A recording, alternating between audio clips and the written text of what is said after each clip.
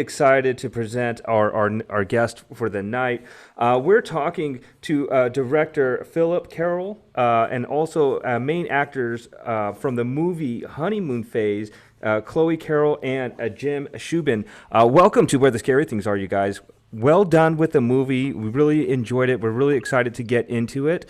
Yeah, so I got to start with you, Philip. How are you doing tonight, man? I'm good, thanks. Yeah, things we're in California right now. The smoke seems to have moved out of the city. We're in LA.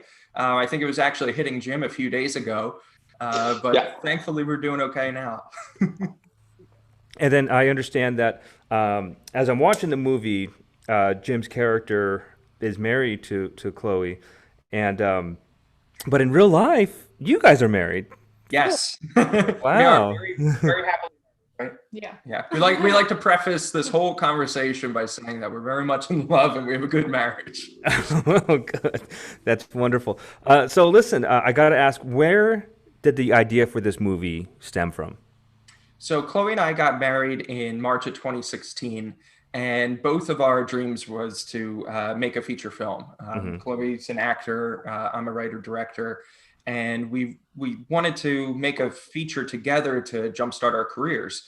And with it being something that we were collaborating on, we wanted to have mutual things that we were interested in. And Chloe's the hard nut in the family. I like thrillers, sci-fi, and we thought a psychological thriller would be the perfect marriage of both of our loves.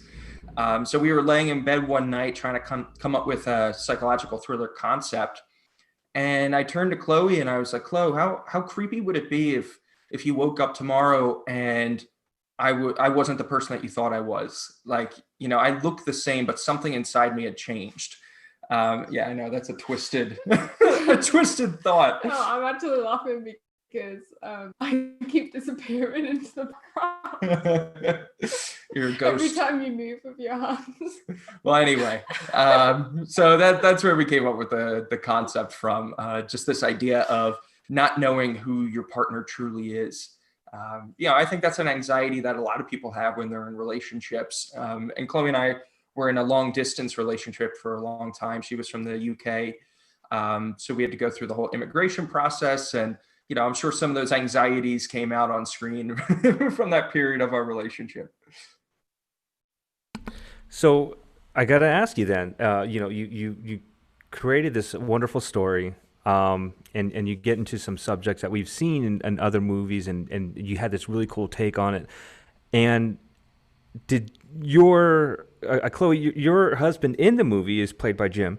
So Philip, I got to ask you. So did you cast Jim as what you? Because Jim's buff, man. He's walking around. It's like not that you're not buff or anything, but so how did you get Okay, I Jim? understand. I understand. No, Jim, it's funny, and Jim, you can touch upon this. I actually asked Jim to get out of shape a little bit for the movie because he is in such good shape. So, Jim, what was your thoughts on that whole process? Well, when I got cast and we started talking about the costumes and such, and Phil and I had the discussion that an out of work young writer in his 20s probably wouldn't have a regular gym membership or be eating all that well. And I worked as a personal trainer for years and was very physically active. So the way I looked didn't necessarily fit the role. And because we knew there were going to be nude scenes and such, we wanted to try and make it as realistic and believable as possible. Hmm. So it was about 2 months out from shooting, right, Phil? Yes, yeah, we shot Yeah, January. You got cast in November, so right. 'cause we had a So we, Thanksgiving like dinner together. I believe you and Joan had me and Chloe over, and we started discussing all that stuff.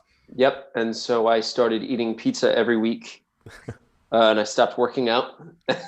uh, I guess it didn't work because everyone brings it up, which is very flattering, but we tried. Tried. Well, listen, I won't get too much into the minutia of the movie, but I am going to pass it on to my co-host Muse, and I'm sure she's got some great questions for you guys. Hey guys, so there's a kind of we're just gonna kind of make this like a round table. So I mean, if you guys feel you want to chime in on the same question, definitely do so. I'm gonna start with Philip, and I'm gonna ask you. There was so many scenes that just stuck with me, and I'm not going to elaborate for those out there that have not seen it, but some definitely crazy, disturbing scenes. And I mentioned to the guys here before we started recording that I thought it was a really great thriller, but I didn't think it really stuck with me as far as like scaring me. But I actually had nightmares after watching this movie. So I was like, I have trust issues anyways. So this was like, okay, this did not help me in that area. But I love anything that can disturb me. So I have mad love for this film as far as being able to disturb me and stick with me. And, even this is one of those movies I think that kind of like snuck up on me as far as just really getting underneath my skin. And like I said, I don't have nightmares about horror movies or thrillers or anything like that. So I am like, wow, that blows me away. So I mean, I think it was just some of the imagery and some of the things that went on, and just, do you really know the person you're with, or, are they who they say they are, etc., and things like that. So I wanted to ask you, there's so many great scenes in this movie. Were there any that you had to cut out that you wish that you would have been able to actually keep in, that, for whatever reason you had to kind of cut out of the film during the final editing process? Oh, that's a great question. So the original cut of the film that we had picture locked and everything was an hour and 40 minutes. And that was the cut that we initially submitted to film festivals. And, once we brought our sales agent on, we had some discussions about, well, maybe we can do a few nip tucks to make it just a bit more marketable in terms of the runtime. Because, even though an hour and 40 is, pretty short, having it right under 90 is kind of that sweet spot. So we ended up cutting out a lot of stuff from the first act to get to the house quicker, because the house is really when the fun starts. So there were some scenes with Tom and Eve before they go in that were, more character development scenes. We had a whole alternate ending of the film that comes out on DVD, actually, as one of the special features next week. And that was also a hard thing to cut, because it fully explained who Tom was talking to in the White Room of the film. And it almost plays like an epilogue. And the reason why we ended up cutting it was because I really felt after watching the film that the movie ended when, I don't want to spoil it, but when their relationship's over, I'll put it that way. When the relationship's over, the movie's, the heart of the film's dead. So we ended up making that decision to cut that epilogue scene that kind of goes a little bit further into who's Jim's talking to, and the minds behind the experiment. So that was a tough decision to make, and I know Chloe will hate me for this one, but the hardest scene for me to actually cut was in the film when Eve catches Tom and the handler trying to basically medicate Eve. Eve runs away out of the room, and she runs into the bedroom, and there's this quiet moment where they're at the fire, and Eve's saying that she doesn't know who to trust anymore. And it's just a very quiet moment, and Tom just kind of kisses her on the top of the head and says, we'll make it through this together. And it was just a really beautiful, quiet scene. But for pacing reasons, we just felt like we should, cut it and get to the meat of the story. But I really love that scene. I know for her, it was always the first thing to go, but for me, I liked it. I like quiet moments. Definitely. And they can be, they have a lot of meaning in films and stuff, especially when you look back on, everything else going on in the film. So yeah, sometimes the quietest moments tell the most story, and convey the most emotion. So yeah. Definitely, I agree with that. So my next question is for both you and Chloe.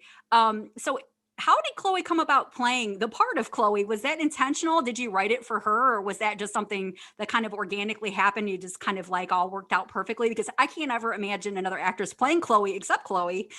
So she was perfect. And so how did that come about? Was that on purpose? Yes. So kind of circling back to us wanting to make our first feature film together as kind of like a calling card, I wrote the part for Chloe. And it's not like she didn't audition. I feel like all the short films that we did prior to the film was kind of like your audition process to prove that you could do it. But, to be honest, even when I did cast Chloe in the role, our executive producer, John, who's our business partner, he still didn't know if she was right for the film. He was like, are you just casting your wife, dude? And I'm like, well, I am, but I also fully believe in her as an actress. And I think one of the biggest compliments that we got from from this process was at the very end, John said, you know what, you did cast Eve right. Chloe stepped up and improved herself. So nice job. So, Chloe, how did you feel when you read the part that that your husband had wrote for you? Were you like, okay, no, we're not doing this. I'm cutting this. I don't like this. I like that. Let's cut this out. Or did you just love all of it? Oh no, absolutely. I had lots of notes. Especially when I saw there was like sex scenes in there. There was some Right? really brutal scenes where I was like, even just the curling iron scene. Yes. I was like, I'm not gonna do that, Phil. I was like, take it out. And he was like, Right. I'm gonna Yeah. take it out. And then it just like grew on me, and I was like, all right, it is shocking, and it's like one of those scenes where like we'll probably get known for this scene, like the movie. I feel like it's got to be one of those like catches, like, oh, did you see that movie with the curling iron scene? So But it's story motivated. I think that was the heart of it. Right? Yeah. So I came around to it, but there was a lot of things in the script where I was like, Phil.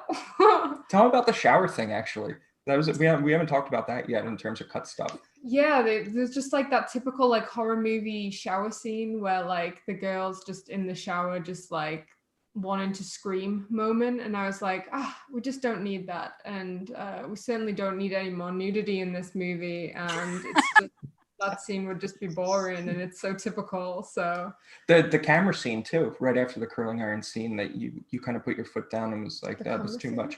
Remember, so there was a scene in the film originally in the script. I think this might have been before Jim, you even saw it, but after the curling iron scene, Tom takes Eve around the house and covers up every camera in the house. And I remember I do remember this. Yeah, it was in there. Okay.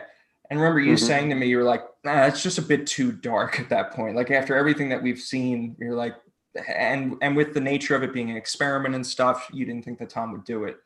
And that lasted if Jim read it, it lasted pretty long in the script before it got cut. Yeah. Just like stuff that was like either repetitive or boring, or like, in my opinion, I would obviously tell Phil and he would choose to keep it or not. When you said you had notes, I thought about, when Tom's writing the book and you're like, I have some notes in there. So I immediately thought of that part. So he said, I cracked up. I was like, yep, she's got notes. So yes, true to character is that Eve is Chloe and Chloe is Eve. So I'm going to switch over to Tom really quick, Tom's character. And I'm going to Jim. I'm calling him Tom because he's, but hopefully there's some differences there. Like, is this really Jim? Who am I talking to? No, I'm just teasing. So what were some of the most difficult scenes for you to film as the character of Tom during the honeymoon phase? What did you find to be the most challenging, or physically challenging for that matter? This was the first time I've ever had to do nude scenes, and there's a whole amount of work that goes into that and trust. But I think Phil and Chloe and I spent a lot of time in rehearsals ahead of time, just getting to know each other and be comfortable. So that really wasn't the worst or the hardest. I think the final climactic scene in the hallway, if we're not giving away spoilers, the hallway scene that kind of reveals everything. Phil and I and Jess and Joe, our DP, all had this really long talk until about 1 o'clock in the morning the night before about how the scene didn't make sense. And it was originally a 2-page scene. And we'd been rehashing, we're like, it doesn't make sense that she does this. It doesn't make sense that he's doing this. I don't understand how this leads to the end. And it's always kind of been that one thing in this great script that drives me crazy.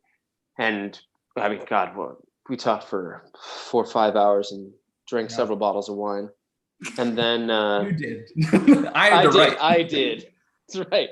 And then we woke up the next morning and they drove us to set, and I sat down in the makeup chair and they said, hey, Phil wrote 6 new pages and it's all you. So good luck. We started shooting in an hour.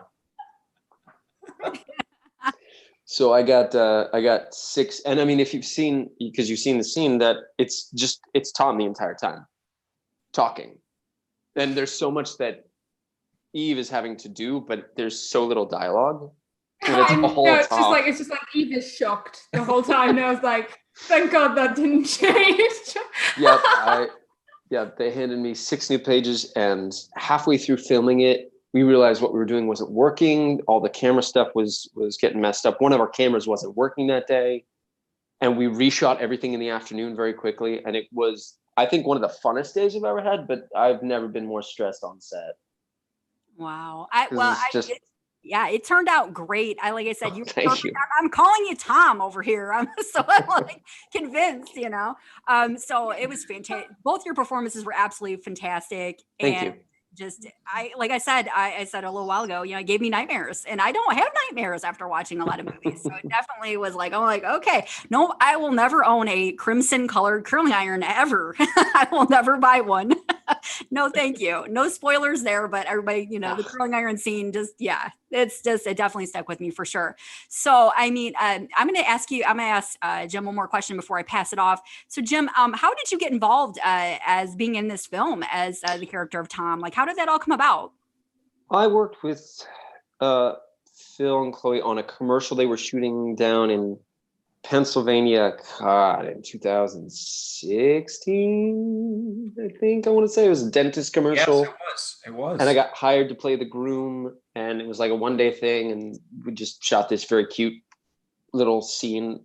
And then a little while later, Phil and Chloe, and we stayed in touch, which was nice. But then a little while later, Chloe reached out, or Phil wrote, I can't remember who did, but one of you said, "Hey, we're shooting this little 5-minute short. And would you want to?" Oh no, I know what it was. Chloe posted that they were looking for someone to play the role. And I reached out and said, "Well, why didn't you ask me?" She said, "Well, we didn't think you'd want to do this little small thing." I said, "No, I'd love to do it. I'm bored out of my mind. Let's do this." So I drove down to their house at like 10 o'clock at night, and we filmed for 5 hours until 2 o'clock in the morning. This little cute short that was so much fun to do. And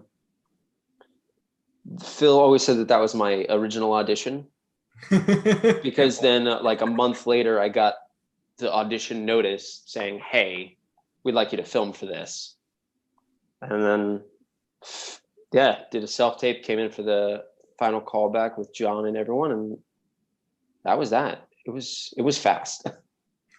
I tell you what, it was brilliant. And if I was not married, I don't think I ever would get married after this. I'm not sure, or engaged or anything. I'm not. I'd be like, I think I'm gonna just stay single because they don't need weren't this. married.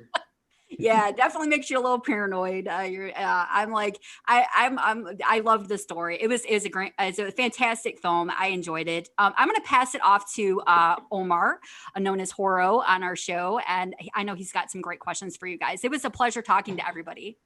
Hey, thank you so much, Thank Views. you. Hey guys, and hey Philip, it's nice to actually talk to you in person, or sort of, as close to Yes. be. I appreciate you letting me check out this film and bringing this to all our fans out here. We saw it, or I saw it basically also courtesy of Fright Fest, and my first question is, that's always a big deal. So what did it mean to you to be accepted to Fright Fest, even though it was done differently? And was it also as exciting, but also maybe a little disappointing that maybe you didn't get to go, or is it as big because you couldn't go? Yeah, no, it was literally like a dream come true when we got the notice that we got into Fright Fest. Typically indie films will want to premiere at kind of the biggest festival first, and then they kind of work their way down from the world premiere to local premieres. And we kind of did things a little bit differently. We started local. We were grassroots, Philly underdog production. So we premiered in our home city and town. And then our final festival was Fright Fest. So it was really cool to kind of, climb the ladder over the course of the past year, all the way up to Fright Fest. Actually attending it, obviously we would have preferred to have been there in person with everybody, because we hear such great things about being live with the Fright Fest audience, because they are so enthusiastic, and they'll let you know if they like your film or they hate your film. So maybe it was a little bit good that we had some distance there. But what was really cool was Chloe actually found out that there's this huge Fright Fest group on Facebook, where everybody would go after each screening and discuss the films, what they thought about them. So me and Chloe joined that group, and it was really, really cool. We got to have, kind of one-on-one conversations with people in these chats, and people let us know what they thought. And surprisingly to us, the feedback was overwhelmingly positive. I think, Muse, you had mentioned, it's not a jump scare movie. There's not a lot of hardcore gore or anything. So we were nervous of what the Fright Fest audience was going to think, since it is very much psychological. But their feedback seemed to be really good. So it was just by far, I think, our favorite festival experience so far, even though it was virtual. Hopefully we have the opportunity to go in person one year. Awesome. Well, congratulations for that. I mean, that again is a huge deal. I've seen so many good films go there, and it obviously it's going to lead to big things for you guys, besides just the film as well. My other question here for you, Philip, is you have a movie here that's sci-fi and horror. You mentioned that you're kind of a fan of both and thrillers. Did you ever, going through the script, find yourself having to balance that out, or was it kind of a smooth operation as far as plotting the balance out between those two big genres? It was definitely drafts of the script that I wrote that amplified the horror more. And that's where Chloe, I think, was really great as a partner, where she would kind of view it from more of the horror audience and let me know, like, okay, it's getting boring here. We have to do something. Where for me, there's probably a version of this film that's a strict drama that exists. So that was really helpful to kind of have your input to horror it up, I guess, as they say. Yeah, well, we're so interesting because our like film tastes differ so vastly, and I also have like a 2-minute attention span, and Phil could watch like a drama for 6 hours with just two people talking. So we have a good, like, he's like, am I holding your attention while I'm reading? If I, and then I'm like, oh, because I can just imagine it playing out as I read the script, like like how it will be on screen. And I'm like, it's starting to get a bit boring here. We should add something, a bit exciting. But I'm also from a background where I have my own horror production company that does like maximum 5-minute shorts. So yeah, my attention span doesn't hold quite as long as Phil's. So I'm a good test. That's an excellent segue, because I was going to ask you, Chloe. I noticed when looking at your information, you are involved with a lot of shorts. So I want, and I guess maybe you kind of answered this in what you just said, but what was it like kind of jumping from a short to a full out production there? And what are the biggest differences for you? Oh my gosh, the differences are just so massive because like as an actor, it's great because you get to really get into the depths of a character, which is really cool. Like you can have this whole backstory for them, and you can in short films, but you just can't play a lot of it out on screen because it's such a limited amount of time. But with this, like I really got to develop like a character like long term, which was cool because this is the first time I've led a feature film, so that was really exciting. Production wise, it's just like for a short film, like you maybe shoot for 1 or 2 days and it's stressful, but for a feature film, because it's like, a 20-day shoot, it's just more stress for a longer period of time. And then it never ends because then it goes all the way through post and then distribution. It's just a lot more work, a lot more like legal, a lot more paperwork, a lot more of all the boring math stuff, and that's not anything to do with creativity, which I don't love. But I would definitely, like, I really want to do a feature horror. It's just like the main crossroad for filmmakers is just who's going to pay for it. always the challenge. Yeah. You might have mentioned it in some of your earlier conversations, but this one's both for Chloe and Jim. I guess you can kind of see it and you guys work together. But obviously, when you have a couple going into a movie, you need to have chemistry. And it seemed like you guys had good chemistry from the start.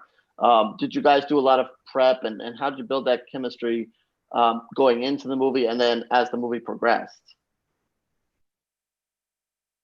On my end, I the first thing I wanted to do with Jim is just like hug him for a long period of time, because the main problem for me is like you can kind of act the emotion, but like when you like touch your partner, like you just don't care about touching them and stuff because you're used to them. But when you touch someone new in any way, not like sexually, just touching them, you're like, oh, I feel just dead awkward because I don't know you.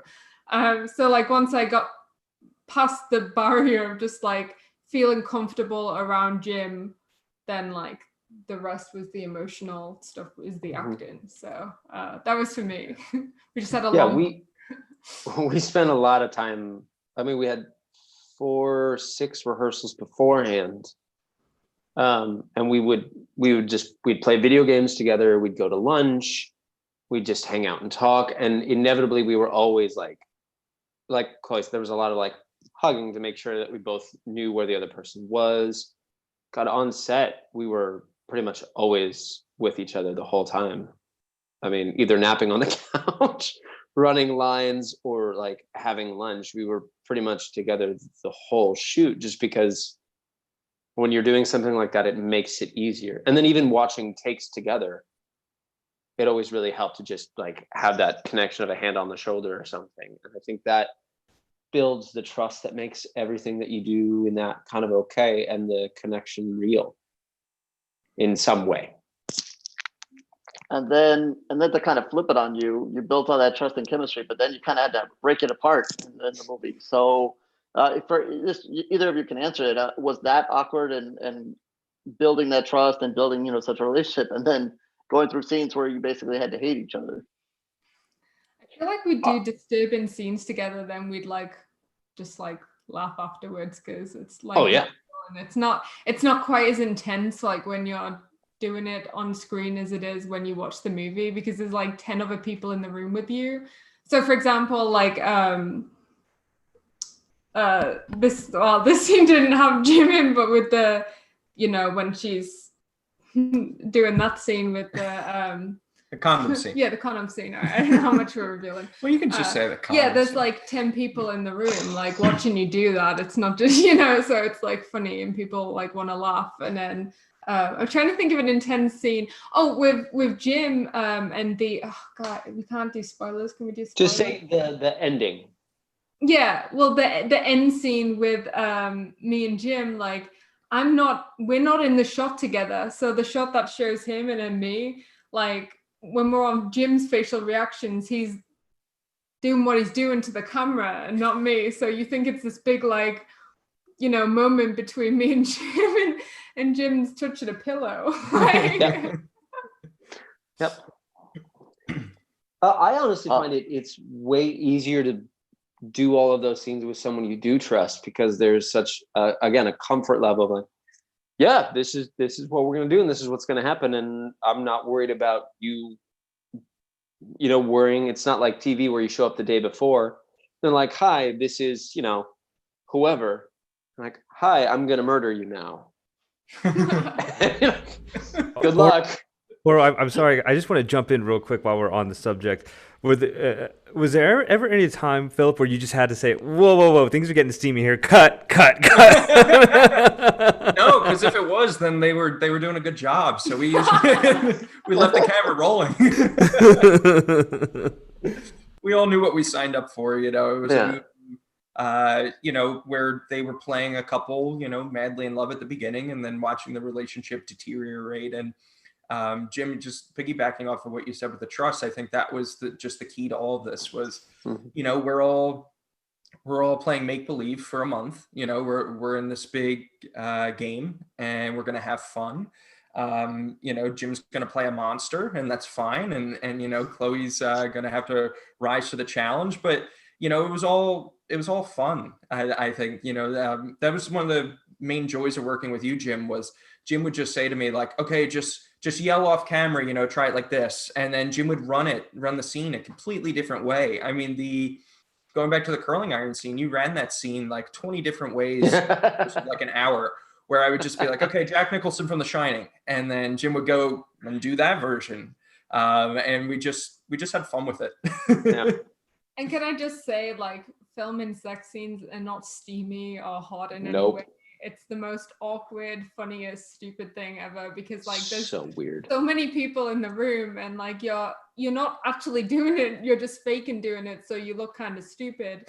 Like I like there's a close-up of me, and you can't see, but there'll be like the grip is like shining a light on my I'm gone, disappearing into the background here. Get close to there you go.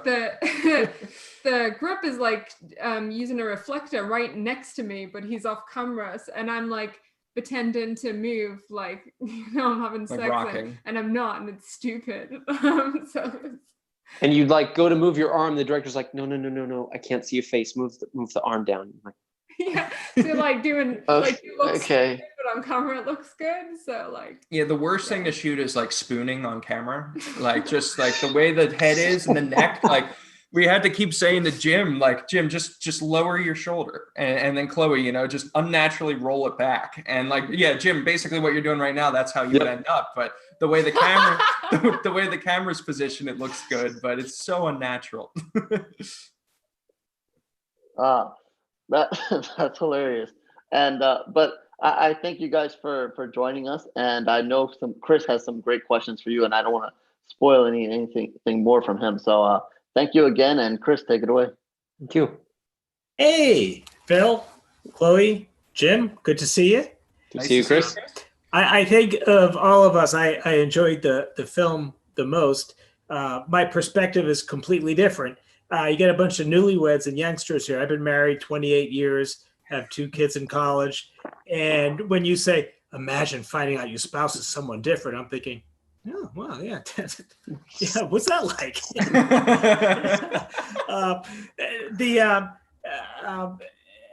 You have, there's a guy, the director, is it Francis Chow? Yes, Francois yeah. Chow.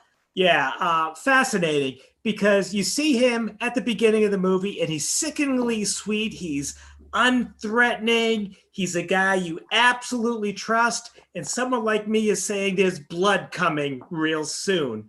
But you do this the whole movie. If you could talk about Francis, because he was terrific and we haven't talked about him yet. And the fact that you went from sickeningly sweet, almost, I wanted to come there and slap both Eve and Jim, because I want to say 28 years, you guys have no clue.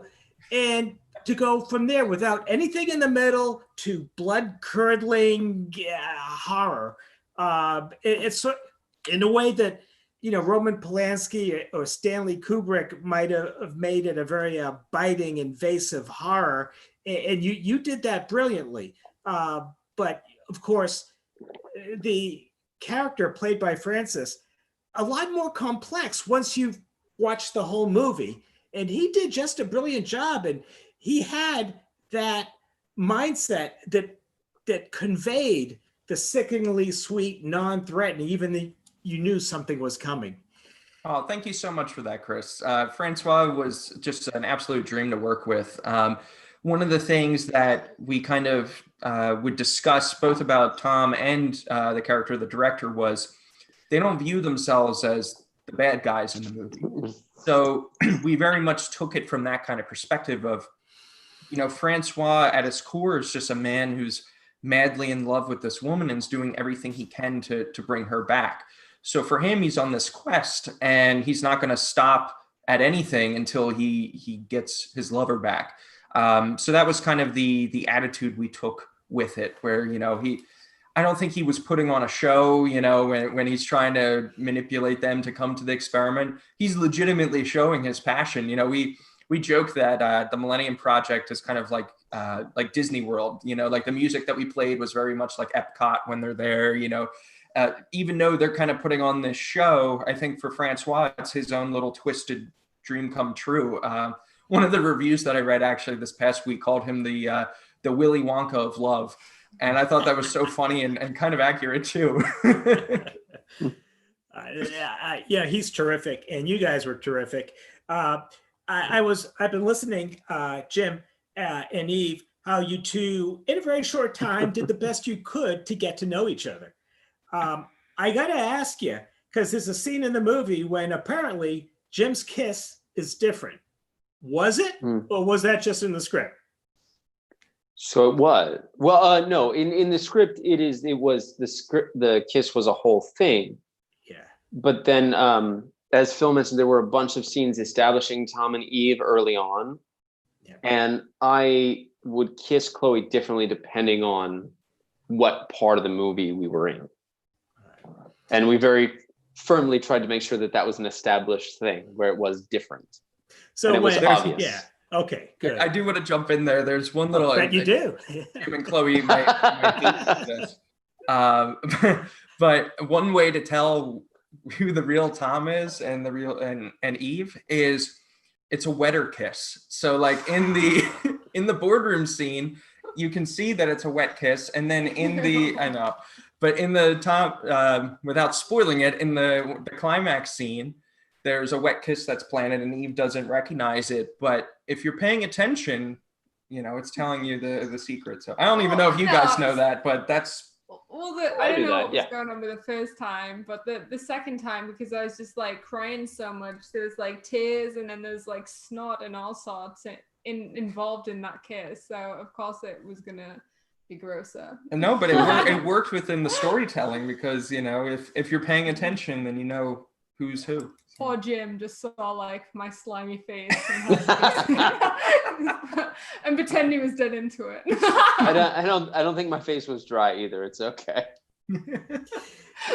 You know, Ken started on this, and I'm just fascinated. I'm not an actor. I have no acting ability. I've never even been in anything. I didn't even make the third grade play where everyone made it except for me.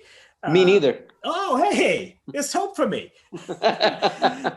There's a, I don't know if you're like me, Jim, but I had a 25-year career in which I was accused every day of not being professional and not taking things seriously. I'm just picturing you during some of these intimate scenes where Phil's saying, wait, we got to do this. And you saying to Phil, maybe if you just watched me a little bit, you'd have a better marriage. I mean, the temptation for me to do something like that would have been, I would just been exploring. I'm guessing you're a little bit more well-behaved than I am, though. No, I just wanted to get my bathrobe on as soon as possible. It was really awkward. I just wanted to get out of there quickly. You know, it's funny. I make notes when I watch, and I made notes of, I said, you know, Logan's Run. Ken and I were talking about The Island, talking about a couple other movies, and I threw in The Exorcist, and I have here, do not ask about the curling iron. So I am not going to ask about the curling iron, and I'm going to say. We still have it. Yeah, good. Oh, yeah. Well, good for the sequel. I know. Yeah. You know, you could send it to the Warrens. They could put it in that room they have. So you know how everybody these days does their announcement videos if they're having children or photos. So we talked about using the curling iron in ours, where we're like, oh, we're not using this anymore, and then you know we're pregnant. So yeah. I can't believe you just said that live. Please do that. Yeah. Do that. Yeah. See, that's something I would do, and fortunately, my wife would make all those decisions, which is probably the better Oh my idea. God. But I tell you, guys, for someone who's been married 28 years, I watched this movie a whole lot different than my buddies over here. And on one level, if you take away any of the, I don't know if you want to call it supernatural science fiction elements, it alone works as a really good metaphor for a 30-day episode that maybe is a metaphor for a 30-year marriage. And so even on that level, it worked really, really well. And I'm going to congratulate you guys, and I'm going to hand it back to my buddy Ken. Oh, thank you very much, Chris. Thank you. Oh, as always, just a great round of questions from you guys. And Jim and Chloe, Philip, you guys just seem like a really cool group. And to make this film, especially with you know some of the scenes and the chemistry you had to have, and the you know Philip, you being the director and whatnot, you guys really had to have become close. Kind of what you were saying, hanging out a lot and become comfortable with each other. It's a very unique film in its own way, and especially getting behind the scenes. Because if I just watched this film, I would have had no idea that Philip and Chloe were married, and then here comes Jim, Mr. Buff stuff over here, and you know what I mean. But no, I really enjoyed it. I thought you guys were great. Chloe, you're a very I had to ask. You know, there were some scenes where you were a badass, man. You had to you had to take control, and did you have so much fun? Just you essentially were kicking ass in some of the scenes. Did you have so much fun doing that? Yeah, well, it was about time because she's just like in such a bad position for most of the movie, pretty much all of it, apart from like a few core scenes. And there was one with we built a drywall wall for me to pull down onto like a cupboard, and I can't remember who said it to me before I went on, but they were like, it's okay if you can't get it off, like if it's too hard for you, like treat me like a princess. And I didn't like that, and I was like, tell me I can't rip that wall down, like. And it was just the perfect motivation when I actually ripped the whole thing off like the hinges, and we had to redo it because I pulled it down too much because I thought that someone thought that I couldn't. Yeah, our AC like just blocked it from hitting the camera. It could have been bad. Yeah. There was another film that we reviewed, and it's one of our favorite, One Bedroom, that kind of reminded me of that alternate, like, you're in this room, you think everything's going well, and then you kind of see the outside there. So that scene actually really reminded me of One Bedroom, which we absolutely love that film. But anyway, listen, great movie. We loved watching it. If you're listening to the show, please check out the film. It's on DVD right now, right? Or it will be on DVD. Right now it's on demand, correct? Yes, it's on demand. And I'll just do a little plug for the Apple TV iTunes version. That one is the best one that you can get because it has all the behind the scenes, deleted scenes, alternate ending as iTunes extras that unlock on the same day as our DVD, which is September 29th. So 1 week from today, the Apple TV version will unlock all of the goodies in HD. So check out that one. This is a chance that we like to give you guys to talk about what's in the future, what's in the pipeline. Jim, let's start with you. What do you got going on, Jim? First of all, Jersey represent, man. Just so I'm in Jersey. You missed that earlier, because I'm in South Jersey. So. Oh, very nice. Yeah, just south of Princeton here. Oh, okay. We're close by. Nice. Let's see. Auditions are just starting to happen again out of New York and Philly. So that's I've sent in a couple self tapes for a couple different TV shows, which has been great. And God willing, that starts to come back. I've also started getting some voiceover work. I have a recording booth that I built in our house, so that's been starting to make a little bit of money. Doing some small work. My wife and I just did a concert 2 weeks ago, which was fun. It's like a social distance concert, and just kind of trying to start to get things back to some semblance of normal. But otherwise, I've got a 15-month-old son, and that's kind of my all-consuming focus. Wow! Congratulations, man. I mean, Chris and I have kids. Muse and Omar, not yet, but I know my daughters. I have a 5-year-old and a 2-year-old, but I remember those when they were. I just didn't sleep for like a couple of years, man. And you look really well rested. That's Philip, kind of you to say. Yeah. Where can we find Jim? Where can we find you on social media? If you're looking for Jim Shubin, SCHUBIN, I'm on Facebook, Twitter, Instagram. That's my website. It's just jimshubin.com. Pretty much if you look up Jim Shubin, all my stuff is the first thing that comes up. Mm-hmm. I'll be on the Kurt Weill Foundation's website, kwf.org, as one of their featured artists, performing a new song that's going to be going up in the next week or so. And otherwise, YouTube and everything's just got all my stuff. Excellent. Chloe, let's jump over to you. What's in the works for you? So I just wrote my first feature with my writing partner, and I have a bunch of producers on board, and we're just kind of trying to package that right now. We're going to do a rewrite to make it push it more in the horror genre. Oh, that's a shock. Yeah, great area. And then I'm hoping that we can package it and get funding to film it next year. back in Pennsylvania, which would be really cool. We did the short version as a standalone short film and proof of concept at the start of this year, just before COVID. And we will be releasing that on the Fear Crypt channel, which is my production company, which you can find on YouTube at Fear Crypt. Tell them about Delicious really quick, please. So I did this short film. I do like a bunch of shorts for my production company, and this one got a review on TikTok from this like girl who has a lot of followers. And normally, like, my shorts get like 1,000 to 2,000 views, like pretty standard, like, and low. I don't have a lot of subscribers. Then I got this one review, and it pushed my video. Yesterday it was at 88,000 views. Wow. And it gave me enough subscribers. I think it's just over 2,000. Yeah, and it just pushed everything up for me, which is really cool. So now I have to consider doing a sequel to Delicious, which is about cannibals, which is really cool. But yeah, I know you guys are all horror fans, so I'm gonna push you to fix 100%. instead of my We're gonna help you out here. social media. But yeah, that was cool. So maybe I'll write a sequel to that. But I really want to get Alicia sorted, and then that will go on the Fear Crypt channel.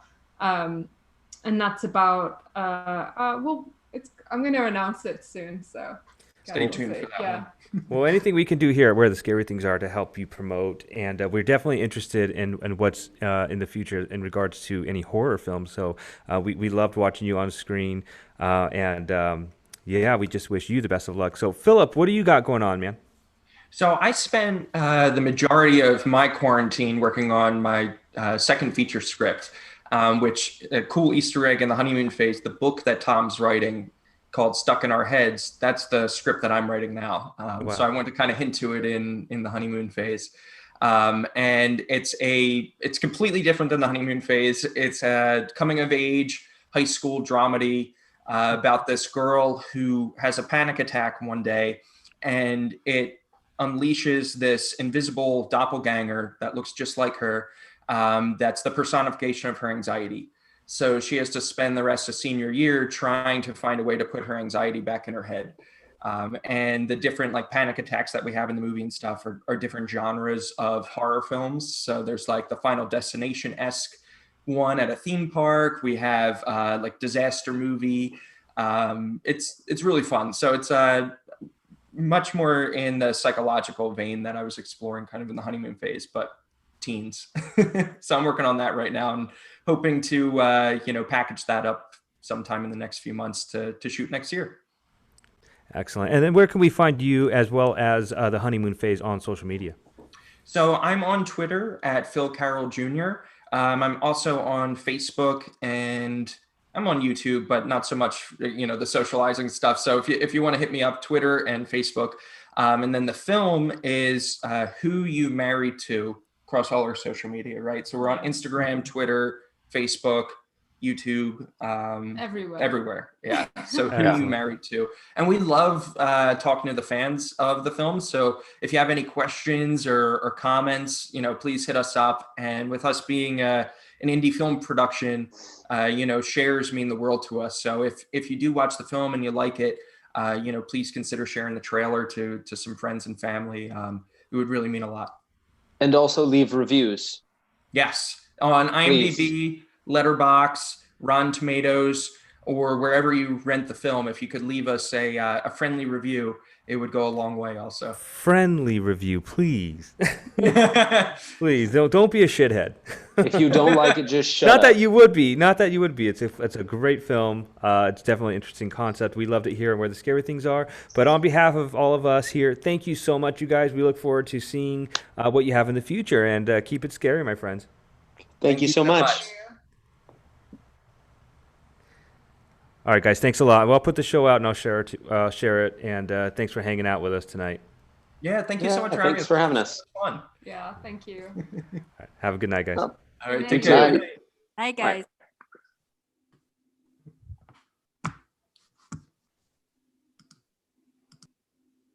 All right, you guys ready to jump right into this? Yeah. I know you are, Chris. It's born ready. I I just got to grab a beer real quick. Oh, I'll take a quick nap. yeah. I like your shirt, Omar. I like it. Oh, yeah. Safety, yes. Halloween. Let's Halloween hurry up, safety. Yeah. It's like I need to see the horror movies on TV as much as I have them all on DVD. I want to see them all. So the month of October, let's hope there's a whole bunch of them. Oh, God, there's so much. All right, here we go, guys.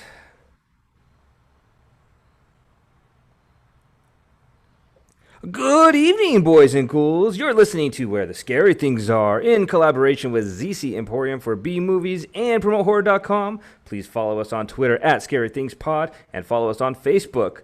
Also, check us out on our website at www.wherethe-scarythingsare.com. I'm your host with the most, the one, the only, Monster Mash Ken. And with me is my co-host, the Mistress of Darkness, the Queen of Fright, the Lady of the Night, Muse. How you doing tonight, lady? I'm good. Just hanging out with you guys, living my best life over here. Yeah, right. I love it. I love it. And also joining us is the man, the myth, the legend, Chris, the creature, ZC. How you doing? Well, wonderful. The weather outside is October-ish, which is great because in Virginia, this can often be 90 degrees. So it looks like we've got an early October. So October is my favorite month. And so that makes me happy. Well, speaking of great weather and where weather is always wonderful, the man behind horror, the PromoteHorror.com, Horo. What's up, man? How you doing? Oh, I'm here, and it's still 2020, and my honeymoon with 2020 is well over, and I'm just waiting for 2021 already. You know, people keep saying that, but is it really gonna be that much different? I don't know. It's just gonna be right in date It's different. up to you. Yeah, it's up to you. Be like Chris and just live your best life. YOLO. Well, listen, everybody, we have a really cool show. If you caught our earlier segment on the YouTube channel, we are talking about the honeymoon phase tonight. We have director Philip Carroll and the actors Chloe Carroll and Jim Shubin on, and it was a really cool film. Definitely check this one out. It is you can find it on demand right now. The DVD release will be, and I think in about a week. So actually, when you're listening to the show on the podcast, it should be out already. So definitely check it out. Lots of fun, cool stuff. And my question to all of you guys is, if you found out that the person that you're married to isn't the person that you thought you married to, what would be the safe word for them? That you would know it was them. Muse, I want to start with you because I'm really curious. Something that he should know. Our anniversary, probably, when we got married. So I would say 111. You Well, guys got married I'm in sorry. No, it's January. like 11-1. Oh, 111. Oh, okay.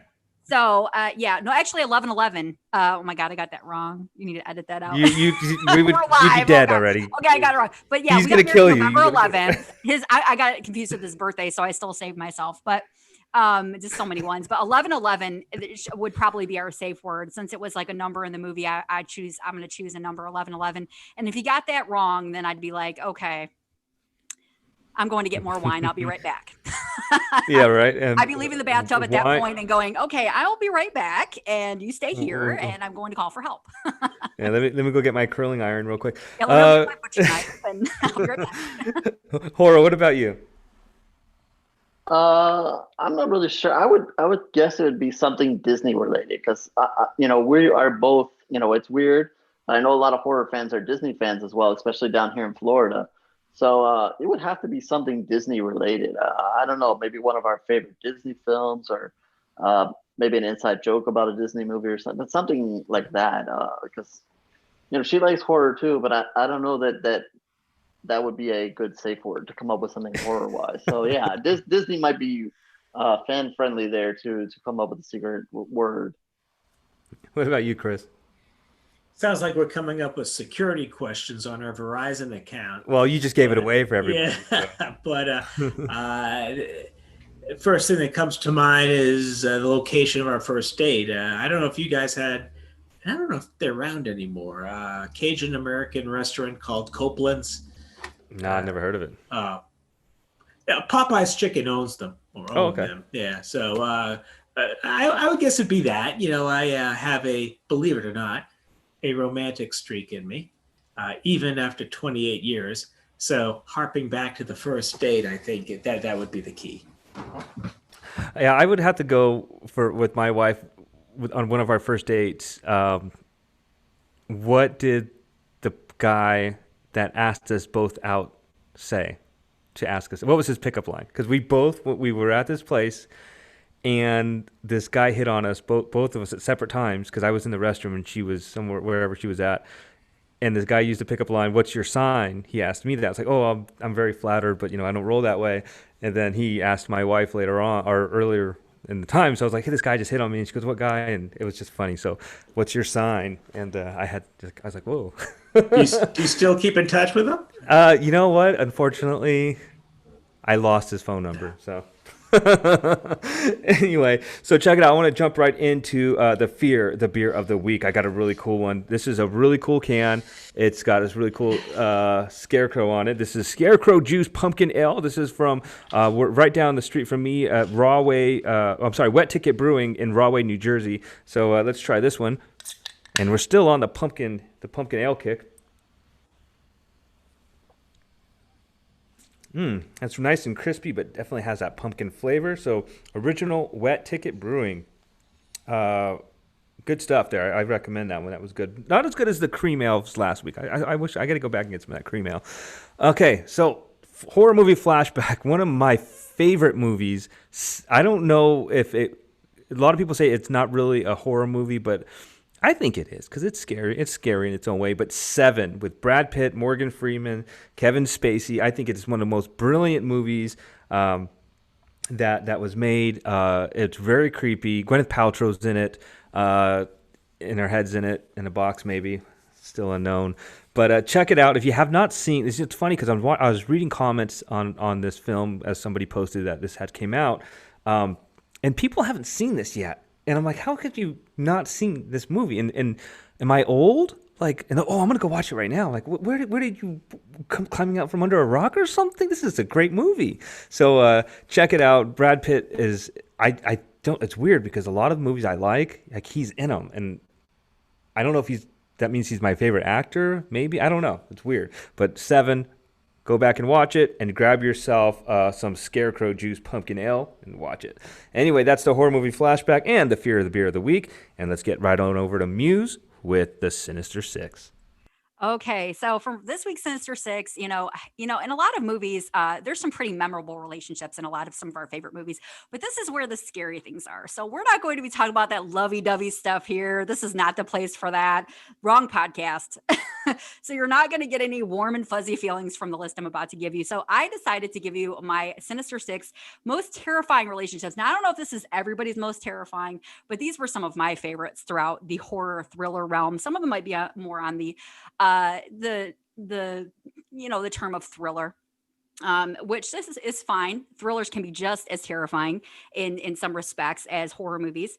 A lot of it can be, a lot of things that happen in relationships can be pretty psychological and, affect you emotionally. So thrillers are a great area for that. So I'm going to jump right in. I'm going to swing around and ask you guys, of course, as I always do. I love to hear your guys' feedback. It's like my favorite part of the whole segment. I mean, my list, I'm like, okay, I already know what I'm going to say. I love to hear what your guys' answers are. So I can't wait to hear what some of your favorite terrifying relationships are. So number one is a pretty classic movie. And, and it was before Fatal Attraction. I've mentioned this one before. It's Play Misty for Me and centers around Clint Eastwood and Clint Eastwood's character, Dave Garver, and the character of Evelyn. And, if you guys remember this one, okay, so he plays, Dave Garver, Clint Eastwood plays a really popular radio show host. And, he's kind of a ladies' man, he's man about town, kind of like a big tomcat kind of guy. And he becomes really restless he's got a relationship with his girlfriend named Toby, played by the beautiful Donna Mills, who, she's gorgeous. I'm like, how can you become restless with Donna Mills? But he does. And he impulsively goes out, sleeps with another woman played by the brilliant Jessica Walter, who's playing the character of Evelyn here. He meets her at his local hangout, the local watering hole where he always goes. They know him, kind of like a Cheers deal, kind of like, hey, Dave, they set up this big thing, him and the bartender, like, they're playing this game. Of course, she falls for the whole ruse and she comes over but everything kind of goes pretty well. He thinks, hey, I'm hooking up with this chick, but he finds out she's not an anonymous hookup, but she's actually an obsessive fan who has called in repeatedly to request he play the song Misty, hence the title of the movie. And of course, Garver soon discovers that, getting away from this woman will be no easy feat as she becomes increasingly psychotic. So definitely, if any of you guys out there have any female fans that start requesting things, I would definitely be, there's some obsessive people out there. So this movie gives us pause to, think, who are these people? No, I'm just teasing you, but definitely a great thriller and definitely one of those, movies that makes us think twice about, just hooking up with some random babe at the bar, or guy for that matter. Some stud for us ladies out there. So definitely gives us pause whenever we're hanging out there at the bar or the club. The second movie is one actually that Ken mentioned last week, and that is Fear. And this centers around Mark Wahlberg's character, David, and Nicole, played by Reese Witherspoon, really young roles for them. But I remember I was 18 when this came out in 96. And this really, I was like, oh my God. I had a boyfriend at the time, but he's a really great guy, but I was just thinking, God, people are just not who you think they are. And we all know the movie came out in 96 and it centers on 16-year-old Nicole Walker, played by Reese Witherspoon. And she meets a slightly older 23-year-old David McCall at a Seattle nightclub. What is the theme here? Let's not hook up with people from nightclubs and bars. I don't know. I don't know if this is a great idea because it seems to be a recurring theme in some of these movies that this stuff just does not work out. It's kind of like a teen hangout, kind of like this taboo club that they meet at. And her and her friends skip school to go and hang out here. And of course, she sees Mark Wahlberg's character David playing pool. And of course, lovely Alyssa Milano is there with her and she hooks up with his friend. And she falls in love and David is exciting and charming. And despite the wide age gap, he wins over Nicole's family, except for her dad, played by William Peterson, who I absolutely love. I followed him throughout the years in different TV shows and movies. He plays the character of Steven, and he's suspicious of David from the start. Now, some people might say, well, Nicole and her father are pretty close. And, he's protective of his daughter, which we totally understand. But his concerns are realized and valid when David turns out to be a violent sociopath who sees Nicole as his possession and her family home a fortress to be invaded. So definitely turns out pretty bad. I think we all remember the scene, where he's outside, demanding to be let me in the fucking house, and there's just this, I remember this movie just freaked me out so bad. I was like, oh God, Mark Wahlberg, you're scary. I was just like, you're freaking me out. But great movie, great performances by both. It's one of my favorite messed up relationship movies. The third movie is The Craft. Now, centers around the characters of Sarah, played by Robin Tunney, and Chris, played by Skeet Ulrich. Now, they weren't really a couple. If you guys are fans of the movie like I am, she had a crush on him. She liked him. They kind of hung out, but he's just such a jerk.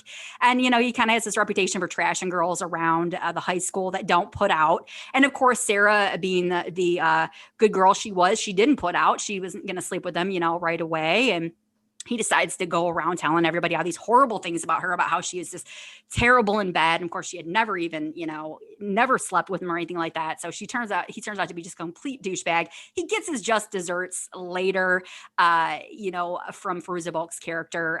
So I highly enjoyed that scene where he says he's sorry. And Nancy Downs like, he's sorry, and, she has a great dialogue with him there. But they're not really a couple, but it just kind of like, I wanted to touch on this one because I think Skeet is also in another part of this list right after this one. But he just plays such a bad guy. It's like the horrible boyfriend material. Like, Ryan Gosling gives off great boyfriend material vibes. But Skeet Ulrich, I love you. If you're listening to the show one day, I'm not bashing you, but the characters, bad boyfriend material vibe. So yeah, Sarah and Chris from The Craft, it just kind of like one of those characters that stuck out at me because we've all had crushes on guys or girls and they turn out to just not be a very nice person. We've all been here. Like maybe you thought they were a good guy or a good girl and they're just really like douchebags, and that's definitely Chris in this movie. but he gets his later. So leading up to the fourth movie, Scream with Sidney Prescott and Billy Loomis. Now we know the story, you know, about Scream, so I'm not going to go into that. But their relationship starts off very cute. He climbs in her window. You know, I knew something was off when he compared their relationship to The Exorcist. I was like, okay, but it was kind of a cute reference. Being a horror fan, I could appreciate it, but I think some women might have been a little thrown off by that. I'm like, okay, wait a minute, where is he going with this? But of course, he turns out to be a psycho killer, and not only is he a psycho killer, spoiler alert here. Most of us have seen Scream, so I don't feel too bad ruining this ending. But she finds out he actually killed her mom, who had died a year before. So I mean, let's just discard the fact that, you know, people can turn out to not be who we think they are. But can you just imagine if you realized your boyfriend or your girlfriend was a killer, and not only that, but they killed your mom? I mean, that's just devastating. I don't even know how in the world Sydney had a healthy relationship after this. And she did go on to the sequel. She had a boyfriend in the second movie, and I'm like, I couldn't have done it. I would have been like looking at the dude sideways the whole time. And she does kind of suspect him in the second movie, her boyfriend in the second movie. But Billy Loomis in this one, also played by Skeet Ulrich, just another, you're just like, God, what is wrong with this guy? But no, he does it. He does a brilliant job with these characters and stuff. And I'm sure Skeet is a great guy in person, but he just plays a really good villain and a very bad boyfriend. So that leads me to speaking of a bad significant others, my fifth movie, which is Rosemary's Baby, and Guy Woodhouse and Rosemary Woodhouse. Okay, so we've talked about serial killer boyfriends, but what about a husband that you think you can trust? And I mean, Guy Woodhouse seems like this great husband throughout the movie. And Rosemary's Baby there from 1968. I mean, he's doting, he's attentive, he seems like, you know, charming, he's got all his act together, he's an actor, he's famous, you know, he's trying to kind of still make it big. But I mean, let's just, think about this for a second. I mean, he literally makes a deal with the devil so he could get his career off the ground, and offers up their unborn child and all kinds of stuff. I mean, making a deal with Satan. I mean, not good. All of the other tenants in the building are we believe, are Satanists, especially their neighbors. They get a little too close for comfort. But yeah, Guy definitely, he sells out Rosemary. And, you know, I loved him in the beginning, but then you hate him by the end of the movie. You're like, this bastard. What's wrong with people? So yeah, it just, the price of fame may be your soul, everybody. So be careful out there. But yeah, Guy Woodhouse, played by John Cassavetes, just brilliant. I love him. He was great here, but boy, it broke my heart because I really liked his character. But then, you know, he turned out to just be not a good guy. And he has this terrible, weak excuse for why he did it at the very end of the movie. If you see the movie, go back and rewatch it. If you haven't seen it in a while, or if you have not seen it, you got to watch this one. But his excuse at the end is so lame. Like, he's, oh, no, we can try again and have more babies. And you're just like, oh, God, shut up. You know, and you're like, if she stays with this guy, I swear to God. So my last movie, speaking of horrible, well, he's not as horrible. He's probably the least horrible out of this list. And that is Micah and Katie from Paranormal Activity. So, oh my goodness, Micah he irritates me to no end. He's one of the most irritating boyfriends of this list. And I believe he's their boyfriend. I don't think they're married. But I always got the idea that they were not married. So I apologize if I'm wrong on that. But I mean, Katie is trying to tell him the whole time, please don't take this too far. She's had these Paranormal Activity experiences her whole life since she's a little girl. Mike is just like, all he wants to do is film it. He's completely ignoring her. She specifically asks him if it goes too far to not, press it. Of course he does. She promises him, he promises her he won't go out and get a Ouija board. What does the guy do? He goes out and buys a Ouija board and then invites her downstairs to try to decipher them. I wanted to punch him in the face so many times in this movie. I was just like, would you just stop? Listen to your girlfriend here. She's trying to tell you something's wrong. He's antagonizing the ghost at points, and you're just like, God. And I mean, I'm sorry. I was glad he died at the end. I'm glad she killed him. Spoiler alert. But I was glad. Good. But that sounds pretty heartless. But I mean, he was such a. I think I do feel like he loved Katie, but I don't know. He didn't listen to her. And that just is one of my huge pet peeves. Listen to your significant other. When they tell you something's wrong, definitely listen to them. So that's my list. I'm not going to rant anymore about Micah from Paranormal Activity. I'm going to swing around to Ken and ask him who some of his favorite terrifying relationships are. Well, I was trying to think of like a relationship, and obviously, the Fatal Attraction is a really good one. And then War of the Roses popped up in my mind too, because I watched War of the Roses when I was really young, and they start off like really hot and heavy, and you really they beat the shit out of each other, you know. Yeah. But I was thinking about this, not just like, I guess, romantic relationships. I started thinking of like kind of like Rosemary's Baby, and then I thought of End of Days, and it wasn't necessarily like Robin Tooney's character was brought up to I guess to birth Satan's spawn and the Antichrist or whatever. So all the people that were around her who loved her and treated her well were not really, they're just keeping her safe so they can use her womb, whatnot. So that's something I thought of, and I'll throw one more out there. I'm sorry if I steal it from Chris and Horo, but Orphan's another one where you think you're getting one thing, but it's not, and there's ulterior motives there. So yeah, it's you had a really good list there. I liked it, but I'll pass it on over to Horo. All right. Well, start with a little bit of older stuff. I'm surprised nobody said Chucky and Tiffany. We They're love. on my list for sure. I love that. I'm like, I'm gonna leave that for somebody else because I love their characters. They're great. Yes, we love those two. Maybe not a frightening relationship, but not a normal one, and that's let the right one in. Um, Definitely young kids as well, and you don't think of it as a relationship because they're so young, but basically they are. I mean, everything that amounts to at the end of that movie. And then going to some newer stuff, some titles I've mentioned recently, The Owners, anything for Jackson, which I know a lot of people haven't seen, but these are titles that kind of go into the same realm. Blinders is another new movie that has a relationship. I don't want to say too much. There's twists in these movies and so forth. But those are some newer titles that kind of have relationships involved. All right. What do you got, Chris? It's funny you should ask. I Googled it because I didn't remember the actor's name. But do you guys remember a movie from 2009 called A Perfect Getaway with Mila Jovovich?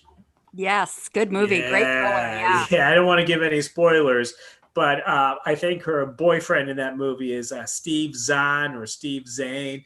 Yep. Timothy Oliphant's in the movie, a couple of really, really neat twists. And what you realize at the end is there's really a horrific relationship there. But a beautifully shot movie, takes place in Hawaii. I think it's shot in Puerto Rico, but a horrific ending, and one that you might or might not see coming, and depending on what mood you're in.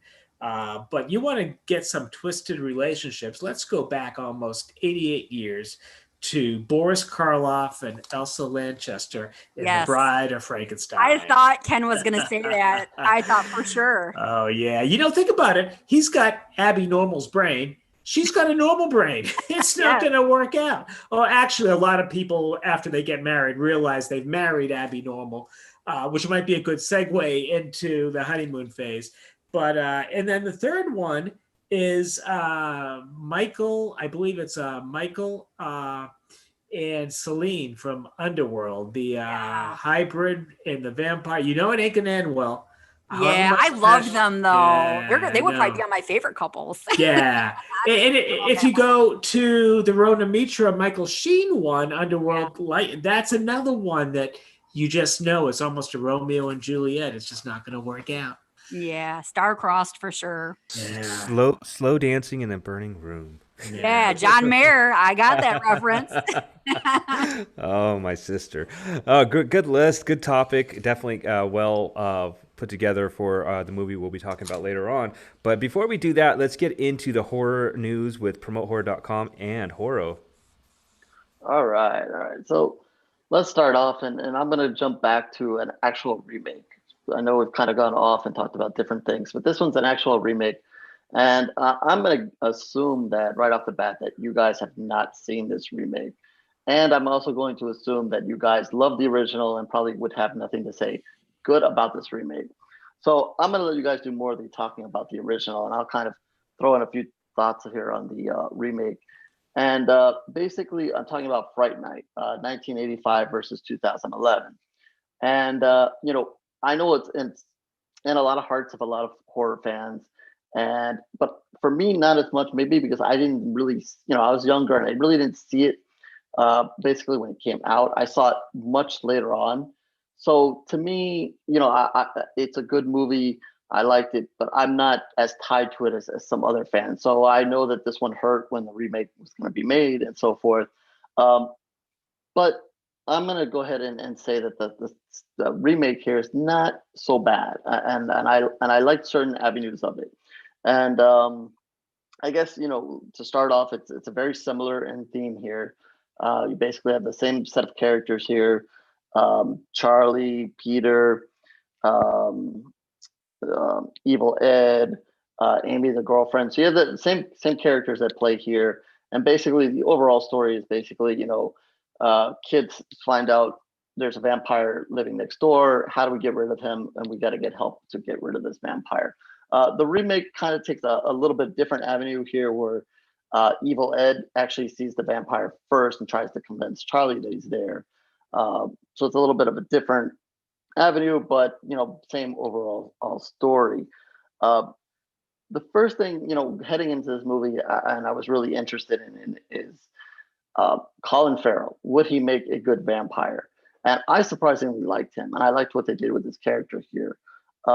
He's a lot darker than the original one, and he's just very mean. And I guess because of who he is, when he steps on the scene early in the movie, he's you think of him, a lot of the ladies like him, so you're thinking, oh, is he going to play more of a sexy vampire?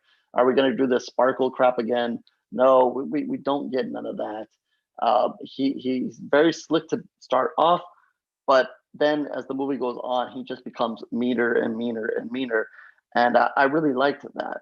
So to me, he made a good vampire. And this is not to take anything away from the original actor. I can't think of his name off the top of my head right now, but this is not to take anything away from him or any of the actors who did that. I think both casts really worked well for the movie. There might be a couple of characters here or actors in this movie maybe you don't like. Maybe you don't like Colin Farrell. I'm iffy on him. He's done some good movies and some bad movies. But I thought he ended up being a very good vampire in this movie. I think that the two guys who played Evil Ed and Peter in this movie also did pretty good. Also, characters that we talk sometimes, and it's funny that maybe you want to see them because of the actors who are playing them killed off, and I think that might come into play a little bit here. But I thought they did a good job with their characters and being funny. They brought some good humor to the movie and to their characters. The guy who played Peter, he kind of reminded me of Russell Brand, who's a little bit annoying as it is. So anything the bad that was going to happen to him was kind of fine with me. But I think still did a good job overall. They did a little bit different here. There was no really shape shifting here. The vampires don't shape shift. They kind of go their own direction as the movie goes on. And I think one of the things about this movie is it's a little bit more maybe action tilted, and maybe that is because you have a Colin Farrell in the movie. They maybe built up those scenes a little bit more. The ending is very dramatic and then huge, action set here, and they go under the house. And he's got some surprises for them underneath there. So I thought the action in the movie was actually pretty good as well. Again, not to take anything away from the original and what they did there, but this is years later, different setting, and they were able to do something that's really good car scene in this movie as well. The one thing about this movie that I really disliked, and some people may have saw it this way and some people didn't, is that it was actually in 3D. So I remember I actually did get to see this in theaters when there were the time that we used to go to theaters, and I did see this in 3D, and I didn't think it was good 3D. There are, I think it was maybe around the same time as Final Destination when they started doing their 3D thing, and they obviously did excellent 3D, and this just wasn't. It was interfering in the movie, kind of distracting. It's one of those movies where I think there's a scene where there's some fire and some ash, and that was the only time the 3D really looked good and it was in place. And I think I noticed that in a couple of other movies. that really pissed me off. It was the misuse of the 3D, and then only have some, ash or smoke or whatever be the good part of it, which seems to be a complete waste. Um, but so yeah, to me, this is not a remake I'm going to be completely pissed about. Maybe it pissed other people off about. Again, Fright Night is a good original movie, but I don't feel an attachment like some of the other movies we've talked about, some of the originals. I'm going to assume that you guys have a much greater attachment to the original.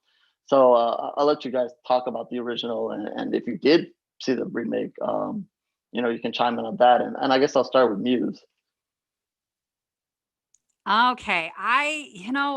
I was a huge fan of the original, just like you kind of just let on there. And interestingly enough, I did like Colin Farrell here. I did like Chris Sarandon a bit better, though. I think maybe because of maybe nostalgic reasons or whatever. There was something about him that just seemed more off to me than Colin Farrell. Colin Farrell, oh man, I would have been sucked right into Colin Farrell. I'm gonna lie. I'd been like the total like stud next door. I'd have been like, forget it. Bite me. That's fine. Let's go for it. But Chris Sarandon I love Chris, and I do think Chris Sarandon is quite sexy, but there was something inherently wrong there with him. I don't know if it was his strange kind of like half grin or what it was, but he kind of had a creepier vibe to me. And that's not taking anything away from Chris Sarandon. I think he's quite a sexy dude, but I would have been totally, completely deceived by Colin Farrell. So I did like that. I liked his portrayal. I thought he was a little bit more of the, kind of like the vampire that kind of like lures you in, with his, so he's kind of like more of we talked about the comparison of seductive vampires versus kind of like the scarier kind of like brutal vampires, a film. And definitely Colin Farrell fits that. I liked, Evil Ed was such a key role there in the original, played by Stephen Joffreys. And I thought it was going to be really hard for them to kind of like replace his character. But they had McLovin in there, and he was actually surprisingly good. He was quite, we all remember him from Superbad, and definitely a great pick there. I still prefer the original, though. I like Stephen Joffrey's better.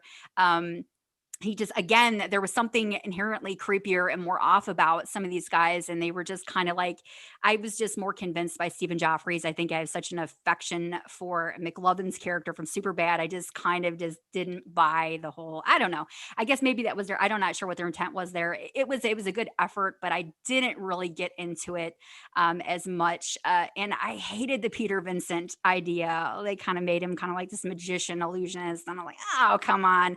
I like the original idea of kind of like the aging film star, kind of like that actually has all the knowledge, but doesn't really realize that he's going to be the hero of the film, but he is the hero of the film. And I just like that. There was a vulnerability about Roddy McDowall that just wasn't there for this version of Peter Vincent. So, and I think, the girlfriend, what is her name? I don't know why I blocked her out, because all I saw was Colin Farrell, that movie. Amy Amy, and yes, Amy's character. Yeah. I think she was great. I mean, I think that, the girlfriend role is kind of like one of those roles that just I think she's kind of like, Amy kind of is just, she's playing the girlfriend role, she's doing a great job and stuff like that. But I think both actresses did a great job there. I didn't really think that there was a lack of anything there. I thought they were both pretty convincing and definitely great. They all both had, these actors, it kind of had quite a bit of a different take though, in the remake. And, I think that was probably the intention to, for this director to give their spin on everything. And of course, different actors are going to portray characters a different way because we all have different personalities. But I'm a fan of the original. I mean, I have such a soft spot for the original Fright Night.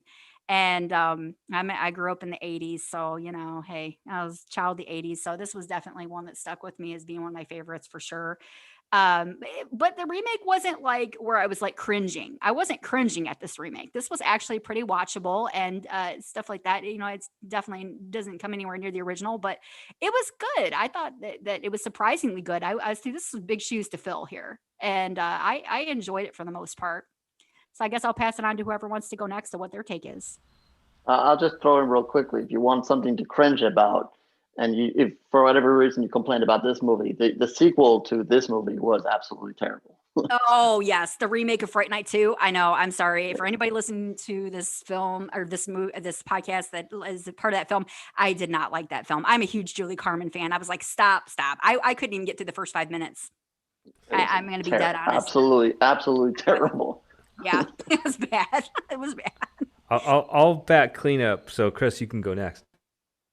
Yeah, I never saw the remake. Loved the original. I can see Colin Farrell as a vampire. I have no problem with that. Maybe it's the beady eyes, but the characters, Peter Vincent, played by Roddy McDowall, you had an iconic guy played by an iconic guy. And that was just, I don't think you could get that in any kind of remake. Who would be the iconic guy in 2000 and, I don't know, what is it, 2014, 2015, whatever it was. And also the high school sweethearts. Who was the gal? Was it Amanda Beers or? Yeah, it was Amanda Beers. Amanda Beers, yeah. So cute. Really, really, really Very cute. much so. Yeah. And, even though he had this great girlfriend, the opening scene or the scene near the beginning when he watches the hooker walk into, and he's just transfixed by her. Yeah. And it's a different part of him. He's an adolescent. He's a teenager. It's all fair. And then his whole life is going to be changed by what he's about to see when he thinks he's going to see one thing and he sees the other thing. I just thought it was very, very well done. And like I said, I have no bias against the remake other than it's a remake. But the first one was really good. No, I think, Horo, this is a really, really good subject, a movie that you picked, because I'm kind of right in line with Muse. Chris, I think you should check it out. Check out the new one. I didn't jump to the theaters to go watch it. Fright Night is probably in my top 20 horror movies all time, maybe, top 15. I'd have to really, one day I'll go through and actually make a really solid list there, but it's an awesome movie. It's an awesome vampire flick. Chris Sarandon, just, at that time, obviously I didn't realize it came out and so early. I was a little kid, but I watched it really young. But I could only imagine that Chris Sarandon was like a heartthrob for a lot of these women, and maybe Chris, this is probably more maybe you're in your generation to, Chris Sarandon was making a name for himself, and he's a good looking dude, has great hair and all this and whatnot. But gosh, I mean, there were so many great scenes in Fright Night, and gore, special effects, just the original, and it kind of, they go back to How to Kill a Vampire. You got to use a cross, you got to use holy water, you got to use a stake, and all this other stuff, and the transformation stuff, and you didn't see that in any other horror movies, vampire movies, where How to Kill a Vampire, you go back to the original Bram Stoker, then you go to this, unless I'm missing something, but. And then I watched the new one, and you look at the cast. I mean, Anton Yelchin, who unfortunately he passed away, and I thought he was just a really cool actor. Colin Farrell, man, I mean, he kind of gets a bad rap. Horror. We'll watch him when we watch the Batman later on. He'll be playing the Penguin, so we're going to be watching that later on. But Colin Farrell really just is a cool. He's got that sinister. I don't know if you guys ever watched Bullseye or Daredevil when he played Bullseye. Like, he stole that show as that character. The movie sucked. The movie was horrible, but his bad guy character was so sinister and creepy. But Colin Farrell has that. I can only imagine at the time in the 80s when Chris Sarandon was a vampire and sexy vampire, and then you look at who's going to be sexy in the 2000s, and Colin Farrell's a good-looking dude. So, he does play a really good vampire, and Muse kind of hit it on the head where, he's got that vibe. And Toni Collette was in it. David Tennant, we all know him from Doctor Who. He's playing the Peter Vincent, and then Muse already mentioned that McLovin is in it. You gotta love him. So he played a great Evil Ed. But yeah, I didn't hate the remake. I didn't hate it at all. I mean, but it definitely wasn't as good as the first. And I would always want to talk to somebody that maybe watched the new one and hadn't seen the original, because I wonder what that perspective would be. Maybe they like the new one, and they're like, I don't want to watch the old one. It looks stupid. I don't like all those special effects that they use. It looks fake. To us, it's the other way around. Like, we want to see the bloody, real blood corn syrup shit, not this weird whatever substance they're using now or CGI stuff. So I always want to hear that perspective of who likes the new stuff rather than the original. And this movie was great. They didn't do a bad job with the remake. I dug it. I thought it was cool. I thought Colin Farrell did a good job. And then the cast was great. I thought they casted it pretty well. But yeah, Charlie Brewster, man, little horny bastard. Thanks. I did want to throw in. I did actually like the Charlie. I liked Anton Yelchin as Charlie better than William Ragsdale.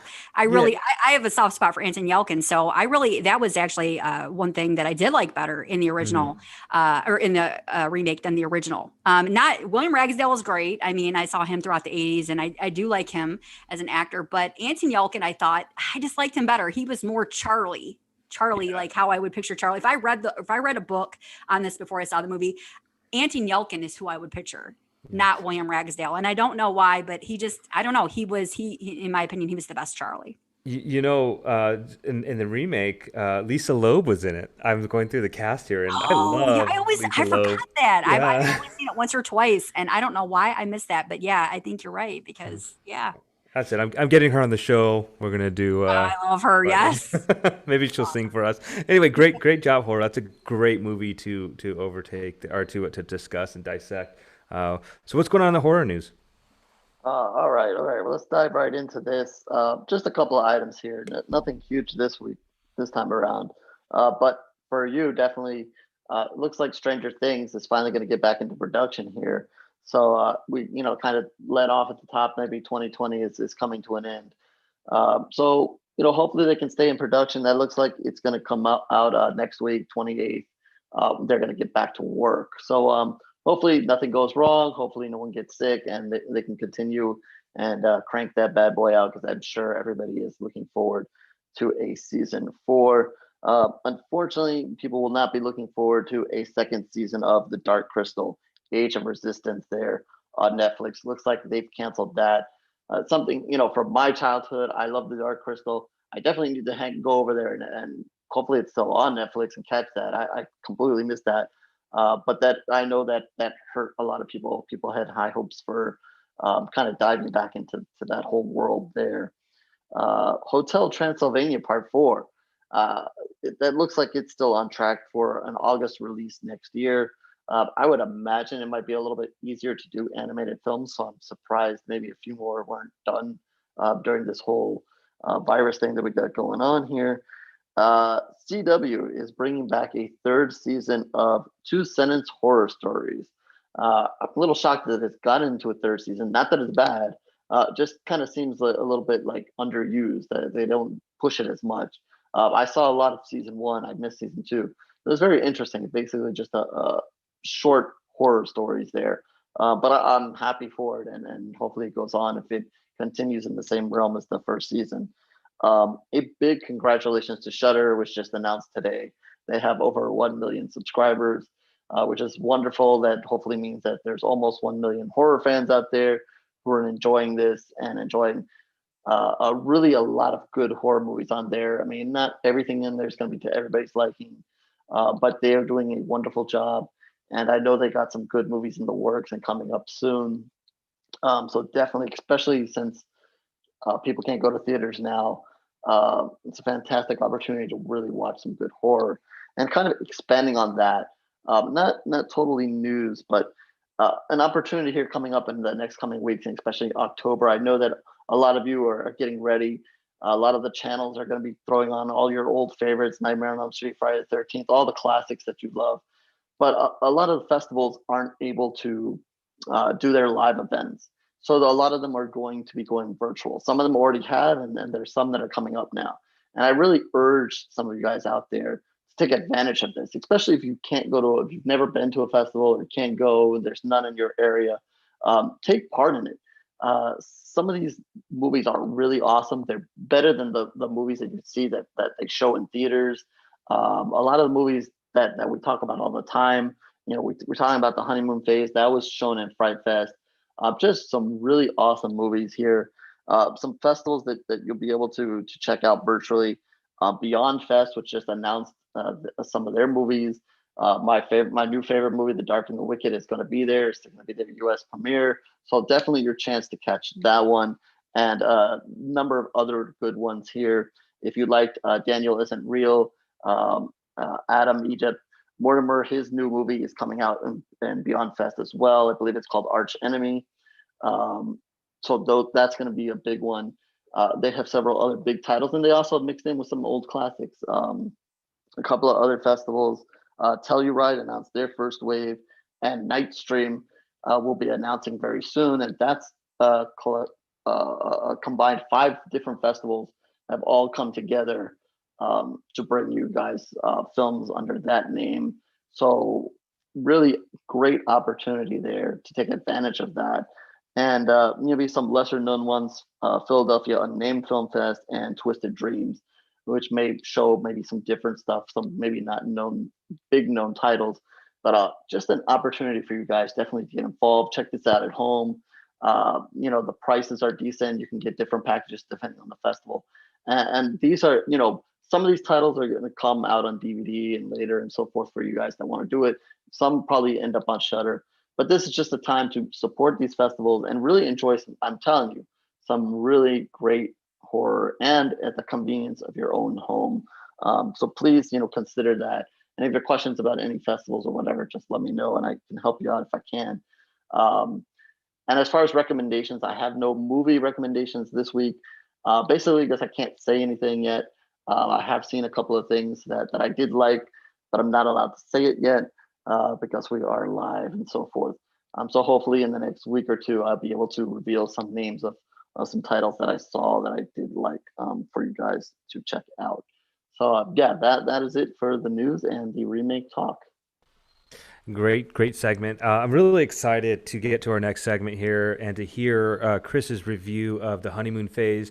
We all watched this movie. If you got to listen to our interview on the YouTube channel with the director and the main actors, it was really great. So, Chris, let's get into the creature feature of the week with The Honeymoon Phase. Hey, this is an interesting one. And you're going to hear an interview with the director and the 2 stars of this in just a moment or two. But The Honeymoon Phase is kind of an interesting movie, and we were all talking before we went on the show, and I brought up the point that you could look at this movie a number of different ways. I suggest look at it and have a lot of fun with it. You could look at it as a metaphor. You could look for it as a warning. You could look at it like Omar looks at living in Florida. We're all doomed. But have fun with this because there's a lot of fun in it.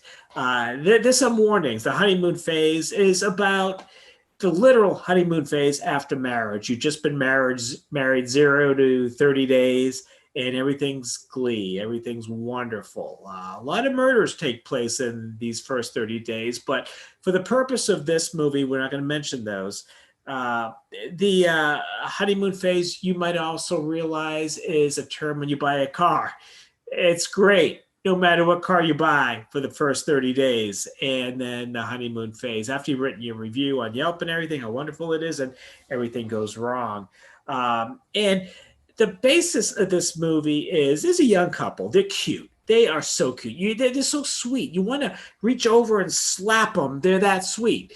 And it's a horror movie, and it's science fiction elements in it because you've read the IMDb thing, and this sweetness and cuteness is going to give way to blood and explosions and maybe creatures, which is a good metaphor for life in general. And some cynics might say it's a good metaphor for marriage. I wouldn't say that. Been married 28 years to a very lovely woman. And because I've been married for 28 years, I got a different perspective on this movie, which you're going to hear a little bit about when we talk to our guest in a moment. There's a big warning right off the bat. This couple, he's a writer. She's I don't know what she is. She's not employed because she doesn't have her visa yet. So the dough isn't rolling in. But they get an opportunity for $50,000 to participate in this weird study, and it sounds so good, but it's for the Millennial Corporation. Whenever you see Millennial Corporation, it's going to end up really, really bad. And this dates back to the Lance Henriksen TV show, and it goes downhill from there. But the deal is, there's a study going on.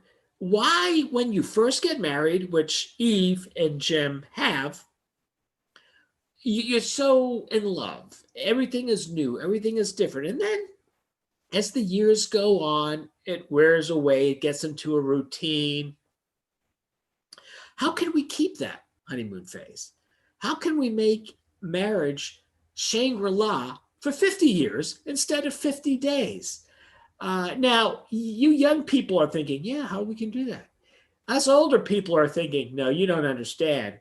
With that grinding down of the Shangri-La Nirvana phase comes a temperament that can deal with tragedy, that can deal with adversity, that can deal with perhaps issues of mistrust, where that Shangri-La phase is totally incapable of handling it. But that's for another show.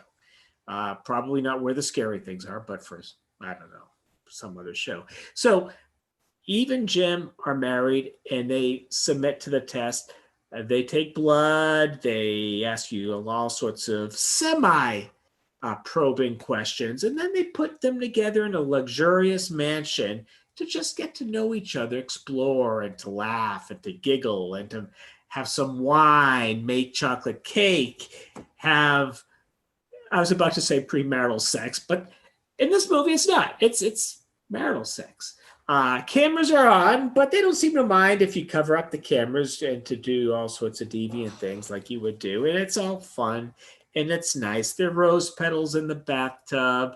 And you're just looking at this saying, yeah, no, where's the knife? Where's the bazooka? Where's the slime creature? Because you know it's coming. And it does. Maybe not literally, but it does. Things start to happen.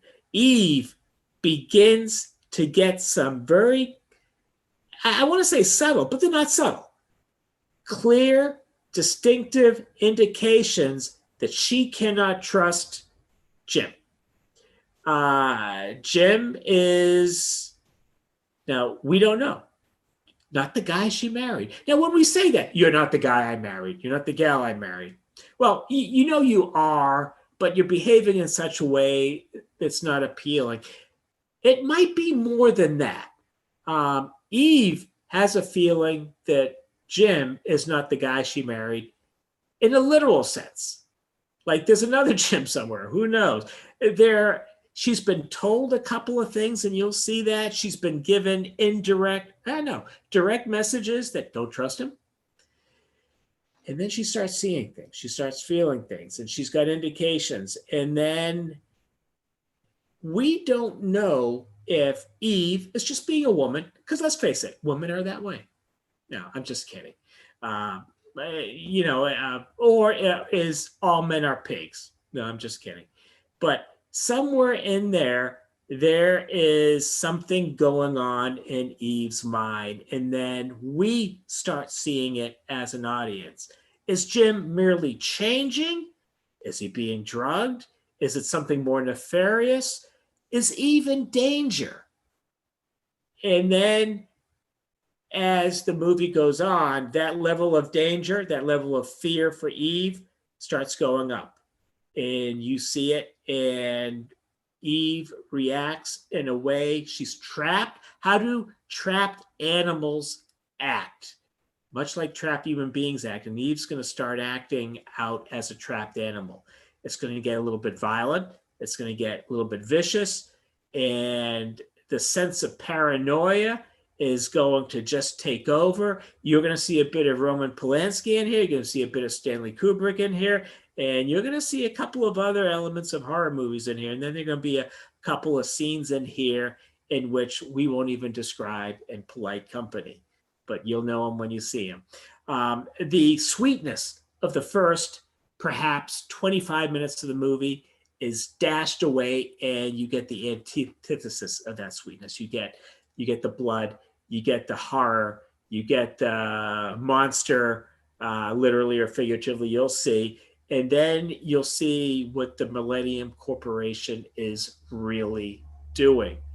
And the part for the audience to keep in mind is that what is happening in front of you is, I don't want to give any spoilers away, but without the science fiction elements, you might have a metaphor for deteriorating marriage even beyond the story. And then throw in the science fiction and horror elements, and it's just sort of a perfect segue into a horror story. So you really, really feel for Eve, who emerges as the protagonist, a flawed protagonist, but a protagonist. And the dread she's experiencing, you just see climbing and climbing rapidly throughout the entire movie. And the ending's going to be wild. The ending is going to be really wild. You're going to be maybe 15 seconds behind what's happening. And by the time you figure out what just happened, something else has just happened and you process that. And the ending's going to be explosive and horrific. And again, maybe a metaphor for marriage in general. And so stay tuned, because part of this review will continue on to the interview with the two stars and the director. Right on. Great review, Chris. Let's jump right into our interview with Philip and Chloe and Tim. We'll be right back, everybody. All right, guys, let's bring it on home. Hold on a second.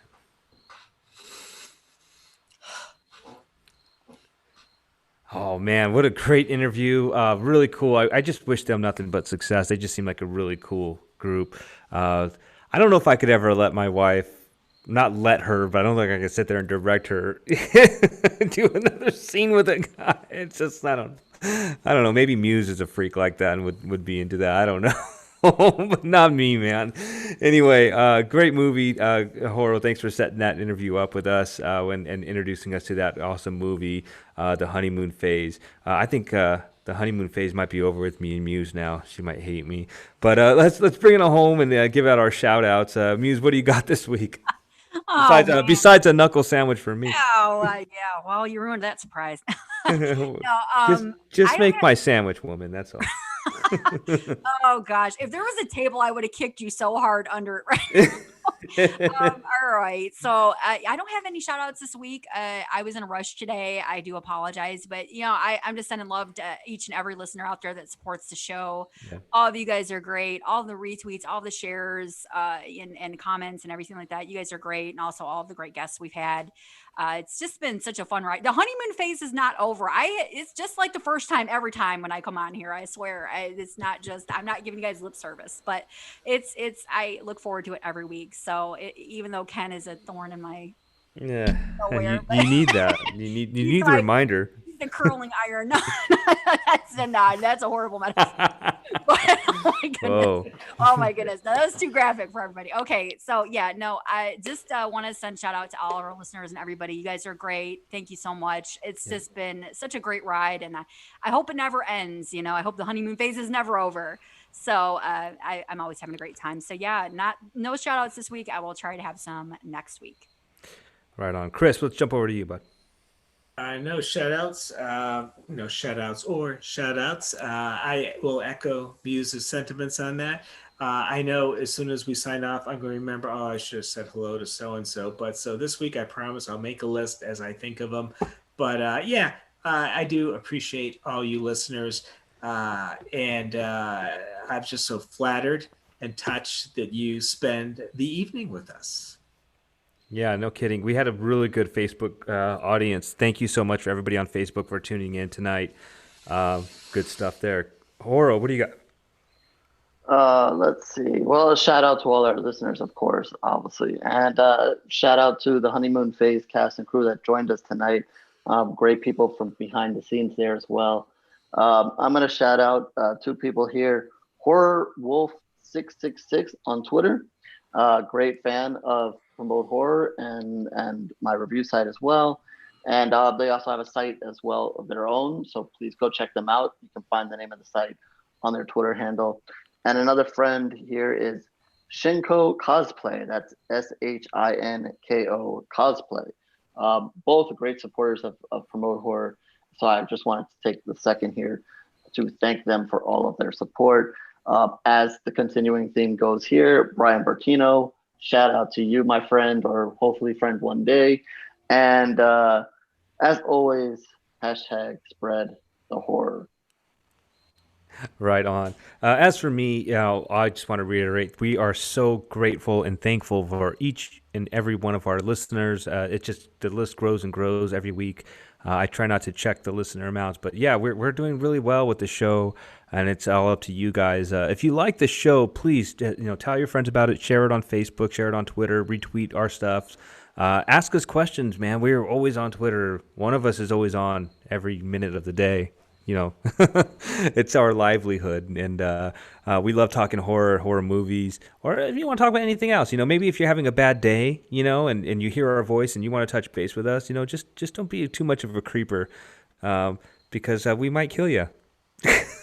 We might, know, but we know we value every single one of you guys, and just please keep tuning in, and anything we can do to make the show better. I got to shout out Harrison Smith. As always, definitely Isaac Thorne as well, two big contributors to their show, and that really help us out. And just a shout out to you guys. Well done today with all the questions and your own segments. I'm Monster Mash Ken.